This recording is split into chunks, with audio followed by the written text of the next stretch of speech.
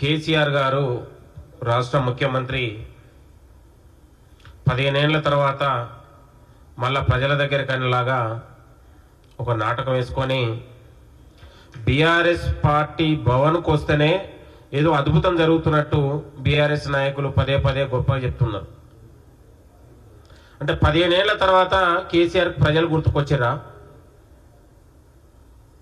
ఒక కనీసం ప్రజలందరూ కూడా ప్రజల పక్షాన గొంతు విప్పుతాడని, ప్రజల సమస్యలు అసెంబ్లీలో మాట్లాడతారని ప్రజలంతా ఆశించినా కూడా ఏనాడు కూడా ఫామ్ హౌస్ నుంచి అసెంబ్లీకి వచ్చి కనీసం ఏ రోజు కూడా ప్రజల సమస్యలు ప్రస్తావించలేదు. ఇవాళ బీఆర్ఎస్ భవన్కు వస్తే ఏదో అద్భుతం జరిగినట్లాగా మాట్లాడుతూ ఉన్నారు. కనీసం బూడిద కూడా రాలేదు ఈరోజు కేసీఆర్ వస్తే. ఏమవుతుందండి? ఈరోజు అంతా ఇవాళ ప్రభుత్వం చాలా ప్రతిష్టాత్మకంగా ఒక కులగణన చేసి వర్గీకరణ చేసి ఇవాళ స్థానిక సంస్థల్లో బీసీలకు 42% ఇవ్వాలనే ఆలోచన చేస్తున్నటువంటి సందర్భంలో ఇవాళ స్థానిక సంస్థలు కూడా నిర్వహించాలనే ఆలోచన చేస్తుంటే మళ్ళీ పార్టీని ఆయన బీఆర్ఎస్ పార్టీని సంస్థాగతం కోసం వస్తున్నటువంటి ఇది ఒక నాటకంలో భాగం అనుకోవాలి తప్ప ఈయనేదో కేసీఆర్ గారు ఏదో ప్రజల కోసం ఉద్ధరించి ఈయనేదో ప్రజల సమస్యలు మాట్లాడతారని వస్తున్నటువంటి నాటకం కాదు. ఇవాళ పార్టీని ఇవాళ మొత్తం కూడా బీజేపీ పార్టీకి బీ టీమ్గా మారుస్తున్నటువంటి సందర్భం. నిజంగా చిత్తశుద్ధి ఉంటే ఇవాళ గ్రాడ్యుయేట్ ఎన్నికల్లో ఎమ్మెల్సీ ఎన్నికల్లో కనీసం అభ్యర్థిని ఎందుకు పెట్టలేదు? ఇవాళ నిజంగా నీకు ప్రజలకు చిత్తశుద్ధి ఉంటే ఇవాళ భారతీయ జనతా పార్టీకి బీ టీమ్గా మారినటువంటి బీఆర్ఎస్ పార్టీ ఇవాళ ప్రజలు ఏదో గుర్తుకొస్తున్నట్టు ఇవాళ ఏదో నాటకాలు ఆడుతూ ఉన్నారు. నేను అంటా ఉన్నాను, ఇవాళ ప్రభుత్వం కులగణన చేస్తే కనీసం ఒక ప్రతిపక్ష నాయకుడిగా నువ్వు ఇంతవరకు కనీసం నీ స్పందన లేకపోవడం చాలా దుర్మార్గమైన విషయం. ఇవాళ ఎస్సీల పట్ల, బీసీల పట్ల, బడుగు బలైన వర్గాల పట్ల ఇవాళ పూర్తి వివక్షత అది కేసీఆర్ పొందడానికి ఇది నిరూపణ అయ్యింది. కనీసం ఒక ప్రతిపక్ష నాయకుడిగా నీ యొక్క సలహాలు సూచనలు ఉండాలని పార్టీ ఆశించింది. కనీసం ప్రజల పక్షాన ఏ రోజు కూడా నువ్వు మాట్లాడలేదు. ఇవాళ నేను అంటా ఉన్నాను, ఇవాళ కేసీఆర్కు నిజంగా చిత్తశుద్ధి ఉంటే ఇవాళ ఒక్కరోజు కూడా ఏ సమస్య మీద కూడా నువ్వు మాట్లాడలేదు. ప్రతిపక్ష నాయకుడిగా విశ్వాసం కోల్పోయిన నాయకుడు కేసీఆర్ గారు. కనీసం ప్రతిపక్ష నాయకుడు ఉండే అర్హత కూడా లేదు అతనికి. ముఖ్యమంత్రిగా 10 ఏళ్ళు ఉండి తెలంగాణ రాష్ట్రాన్ని సొంత ఆస్తిలాగా వ్యవహరించాడు, సొంత రాష్ట్రంలాగా సొంత ఆస్తిలాగా వ్యవహరించాడు. కాబట్టి ప్రజలు తిరస్కరించారు అతని వ్యవహారశీలి, అతని యొక్క అహంకారంతో తెలంగాణ ప్రజలు ఎంత ఇబ్బంది పడ్డారో మీ అందరికీ తెలుసు. కాబట్టి కేసీఆర్ ఇవాళ బీఆర్ఎస్ భవన్కు వచ్చి ఏదేదో అందరూ కూడా భ్రమలల్లా బీఆర్ఎస్ నాయకులు రకరకాలుగా మాట్లాడుతారు, ఏదో వస్తుంది అదొస్తుంది వచ్చేదని.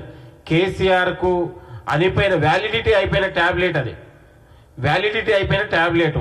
ఆ ట్యాబ్లెట్కి వ్యాలిడిటీ లేదు, దానికి పనిచేయదు. కాబట్టి కేసీఆర్ తెలంగాణ రాష్ట్రానికి కూడా వ్యాలిడిటీ అయిపోయిన ట్యాబ్లెట్ లాంటి వాడు.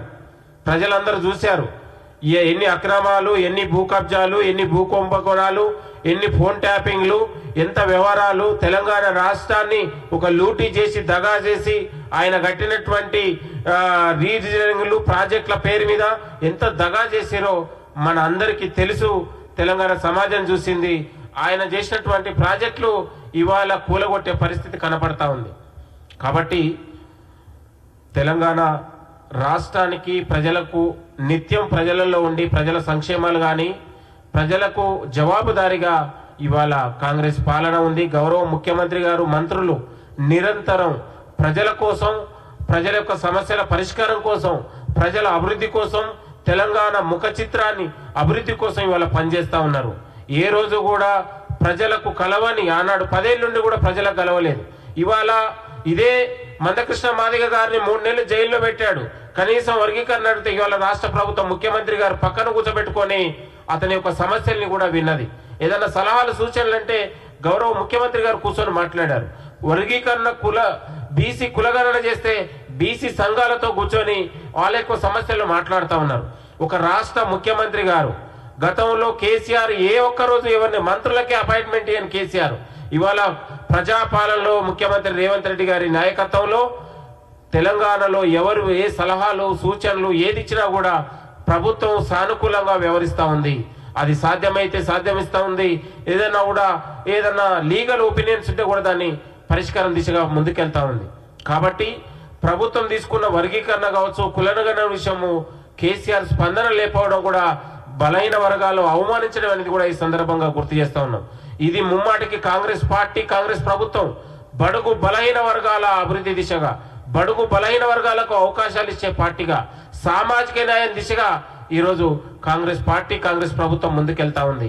కాబట్టి ఇవాళ కేసీఆర్ గారు అసెంబ్లీకి రాకుండా పదే రాష్ట్ర ప్రభుత్వం మంత్రులు పోయి కూడా గౌరవంగా ఎన్నోసార్లు వినవించిన కనీసం నువ్వు అసెంబ్లీ కూడా రాకుండా కనీసం ప్రజల పక్షాన గొంతుగా వ్యవహరిస్తాడని ప్రజలు ఆశించినా కూడా ఏ ఒక్క రోజు కూడా ప్రజల దగ్గరికి రాకుండా నీ ఫామ్ హౌజులతోనే పడుకొని ఫామ్ హౌజుల సైతం తీరుకొని ఇవాళ ఏదో 15 ఏళ్ల తర్వాత ప్రజలు గుర్తుకొచ్చినలాగా మాట్లాడుతుంటే ఇవాళ చాలా సిగ్గు అనిపిస్తా ఉంది.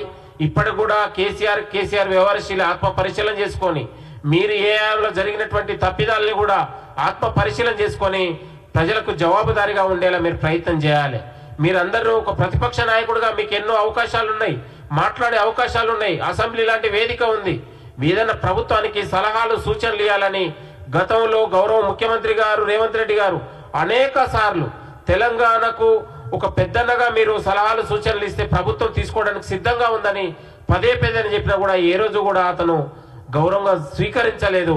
కాబట్టి ఇవాళ వాళ్ళు అధికారం పోయినా కూడా వాళ్ళ యొక్క అహంకారం కానీ వాళ్ళ వ్యవహారశీలి మార్చుకోలేదు, ఇంకా మార్పు రాలేదని కూడా ఈ సందర్భంగా గుర్తు చేస్తూ ఇవాళ కేసీఆర్ బీఆర్ఎస్ భవనం పైన ఇంకేది పైన ప్రజల విశ్వాసం కోల్పోయిన నాయకుడు, విశ్వసనీయత కోల్పోయిన నాయకుడు. ఇవాళ వ్యాలిడిటీ అయిన టాబ్లెట్ కాబట్టి ప్రజలు ఆయన గురించి ఆలోచించే దశ లేదు. ఇవాళ బీఆర్ఎస్ పార్టీకి వాళ్ళొక బూస్టింగ్ గా మారారు. కాబట్టి అందులో భాగంగానే ఇలా ఎమ్మెల్సీ ఎన్నికల్లో వాళ్ళకు అపనంగా అభ్యర్థిని పెట్టకుండా పరోక్షకంగా వాళ్ళకు మద్దతు ఇచ్చే ప్రయత్నం జరుగుతూ ఉంది. కాబట్టి తెలంగాణ రాష్ట్రంలో ఇవాళ కాంగ్రెస్ పార్టీతోనే గౌరవ ముఖ్యమంత్రి రేవంత్ రెడ్డి గారి నాయకత్వంలోనే ఇవాళ అభివృద్ధి జరుగుతూ ఉంది. ఇవాళ సామాజిక న్యాయం జరుగుతూ ఉంది. ఇవాళ దేశంలో ఎక్కడ లేని విధంగా తెలంగాణలో తొలి అడుగు సామాజిక న్యాయ తొలి అడుగు ఇక్కడ పడితే ప్రతిపక్ష నాయకులు కనీసం మాట్లాడలేదు. కాబట్టి ఎవరు ఏదైనా కూడా ప్రజలకు జవాబుదారీగా కాంగ్రెస్ పార్టీ ఉంది, కాంగ్రెస్ ప్రభుత్వం ఉంది.